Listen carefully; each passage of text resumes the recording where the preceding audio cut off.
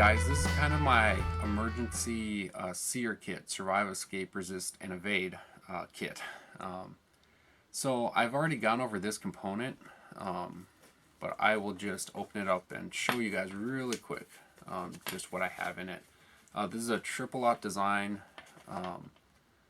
seer pouch 1 or something like that.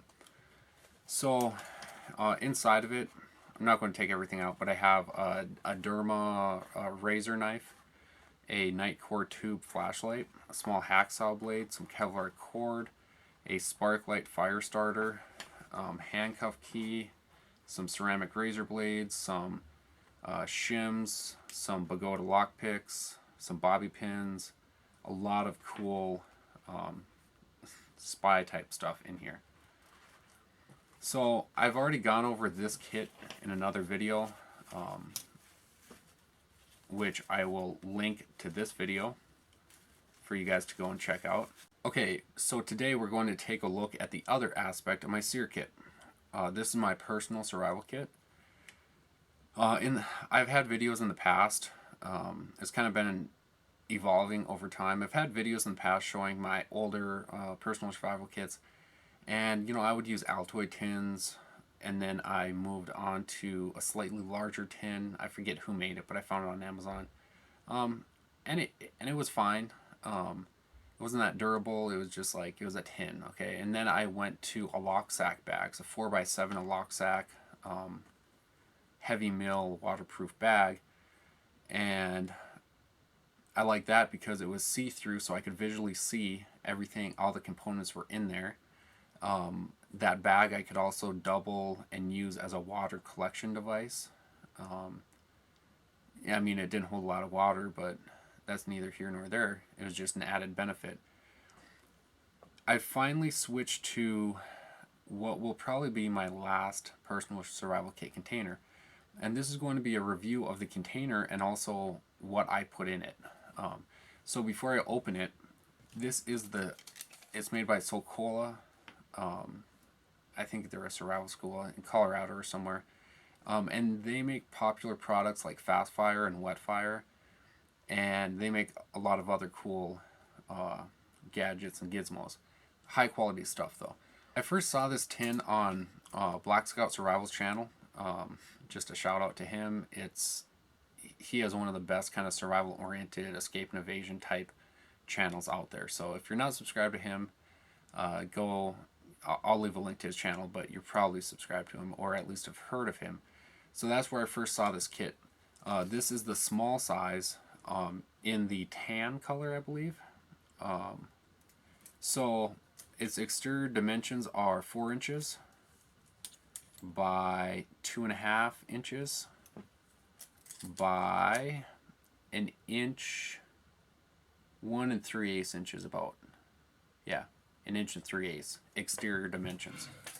So you got, this is probably a 2x3 foot hook and loop panel right here, and then you have these, I think they're called Velcro 1 wraps, but they sell them at like home improvement stores, Walmart and stuff like that, to keep, you can like wrap your computer cords and electronic cords and stuff in this, but it's a pretty cool product, and they're completely removable, and they like to stick to each other. So before even opening the kit, you can use these as a binding device, as a lashing device. So this is kind of a tool within itself. The reason those wraps are on there is because the lid does not lock, which in my mind isn't really a drawback. That's why those Velcro brand straps are on here.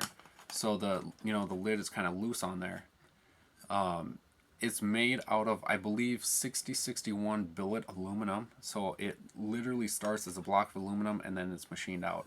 So you got the lid here. I haven't done so yet, but I will probably glue a signal mirror right in here so I can use this as a signal mirror, or maybe take my Dremel and polish this. It's probably easier just to attach a signal mirror. If I don't do that, I'll probably add some reflective tape, or maybe some duct tape or something like that.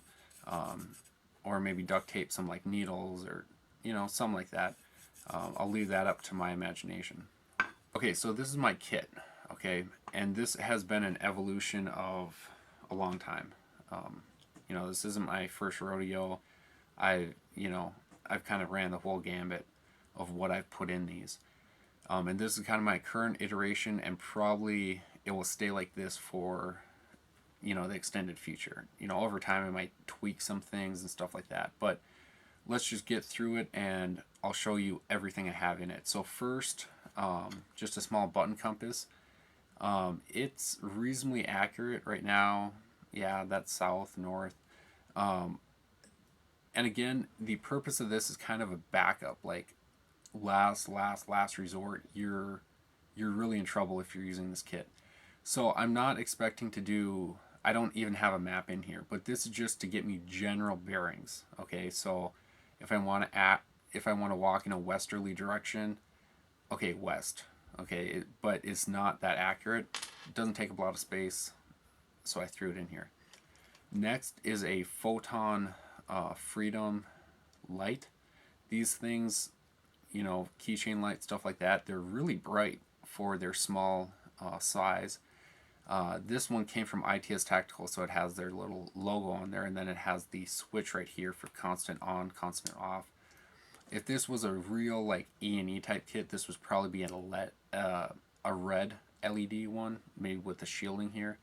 But you know, I want the most light as I can get, so this can be a signal device, an illumination device. I mean, it's a given. It's a flashlight. Next is this is 30-pound test spider wire fishing line, braided fishing line on a plastic sewing machine bobbin. This has so many uses. I'm not going to list them all off, but I mean 30-pound test, so it's not super high strength, but you can use it for lashing. You can use it for fishing line. You can use it for sewing. In my other kits, one time I packed some like high strength, like Dyneema type thread, and I was like, I'll just pack fishing line in this kit, and I can use it as fishing line, as sewing line, as you know, just as cordage or string in general. But I'm a big fan of this braided spider wire. It's kind of a moss green color. You can use it for snaring and stuff like that. To go along with that is my little fishing kit. Now, I live in the land of 10,000 lakes, so there's bodies of water everywhere. With that being said, I'm not a huge fisherman, but you know, like I have when I was younger and stuff like that. I don't expect to be catching, you know, big northern pike and walleye and, you know, catfish and stuff like that with this kit. This is probably like to get crappies, to get small like panfish, to get, you know, like little perch and stuff like that. I'm not planning on going on a fishing trip, but when I go out camping, I don't bring fishing tackle, but I thought, you know, why not? I already had all the fishing tackle just sitting in my closet, so I threw in, I'm not going to take it out, but I have like 3 spinners, kind of pre-made lures. I have some lead sinkers. I have some synthetic bait on there. I have some yellow jig heads. At least in my neck of the woods, one of the best lures out there. And then I just have some standard hooks, mostly small size, because that's what, you know, I would kind of plan on catching. You know, you can always catch bigger fish with a small hook, but it's kind of hard to catch small fish with a ginormous hook. So fishing kit, really compact, lightweight. You know, it was pretty much free because I already had all that stuff. Next is 5 Tinder Quicks. They're compact, they're super lightweight, they don't really weigh anything. I've done testing of various fire starters, and these, for their small size, are actually some of the best. They're semi-water resistant, but as a redundant, I just packed them in a small bag.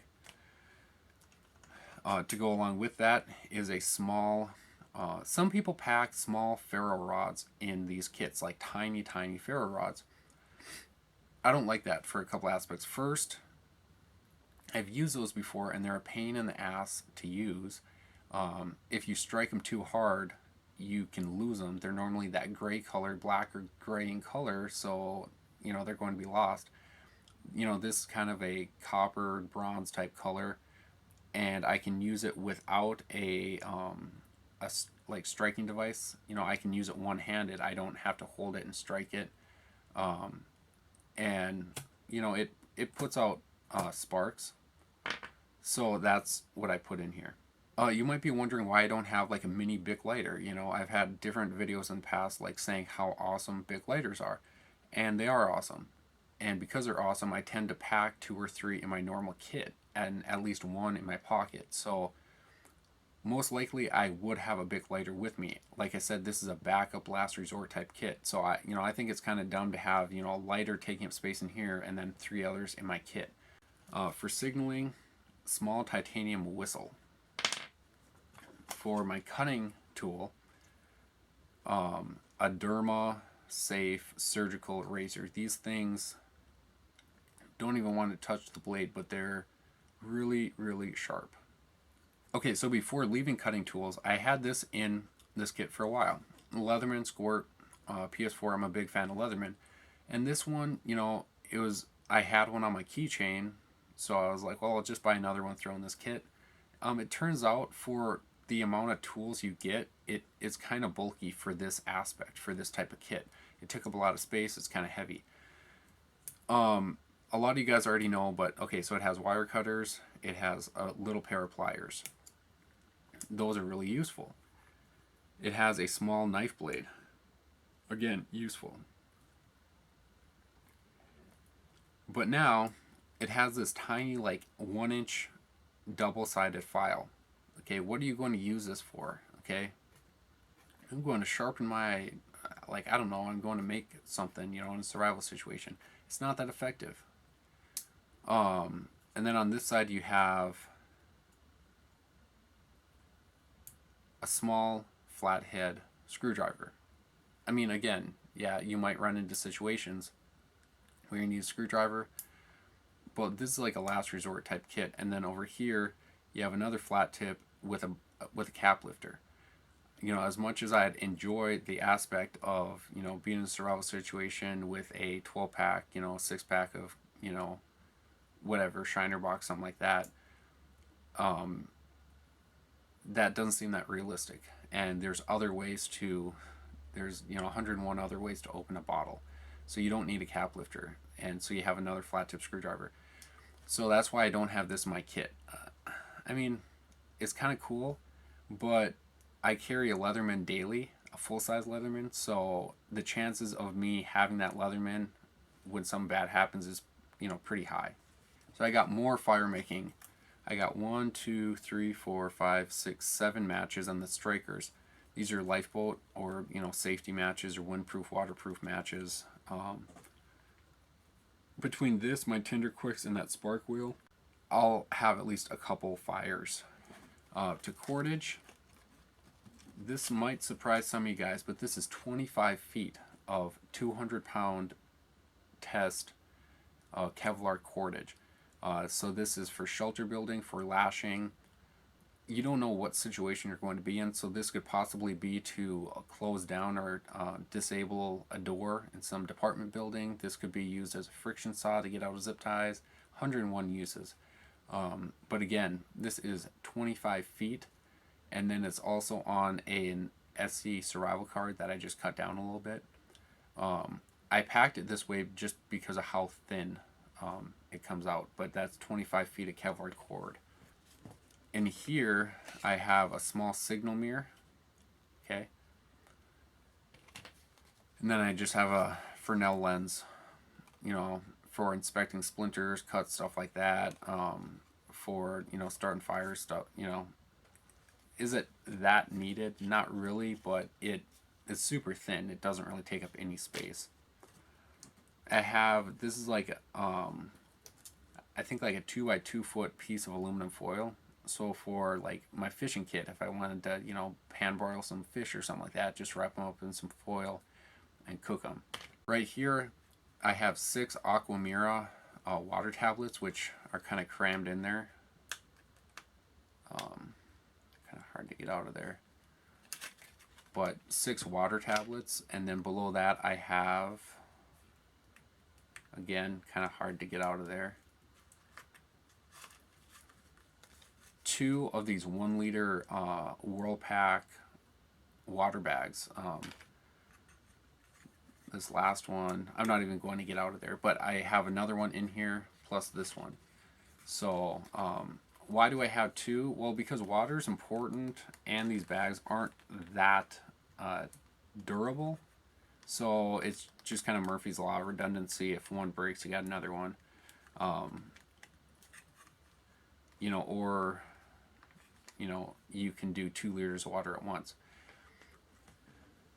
So moving on to the container itself. In the future, I'm going to do a video on this, but they advertise it as a digging tool. I'm not going to use it for that. I'll sharpen a stick or use my hands, for crying out loud.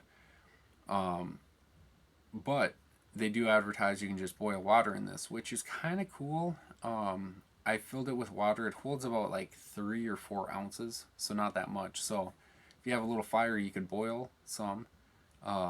I didn't, but you could throw a couple tea bags in here or make some pine needle tea or something like that, some herbal tea, and drink out of this. But for like water sterilization, you boil 3-4 ounces of water. You gotta wait for it to cool, and then you drink it, and then you start over. So I mean, that aspect's kind of cool. But at the same time, it doesn't seem that practical. But if in the last resort, you need water, you need a water container, you need to boil some water.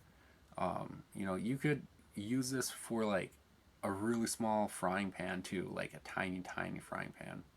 In the future, I'm going to do a couple tests with this. Like I was talking about, I'm going to boil some water over campfire and on camp stove, and I'm going to run over this with my car.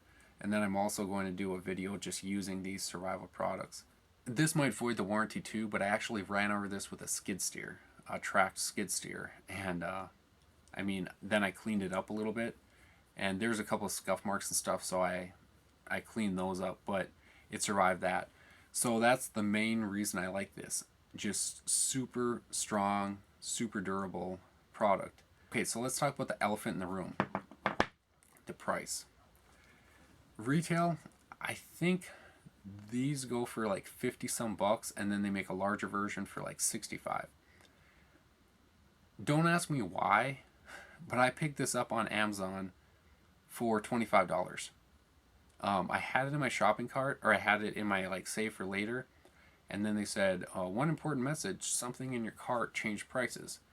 And I just got done doing a return, so I had some Amazon credit, and I saw this went from I think $56 down to $25.99. So I was like, what in the world? I need to buy this. I was kind of planning on buying it, but the price was making me hesitant, and it dropped that drastically.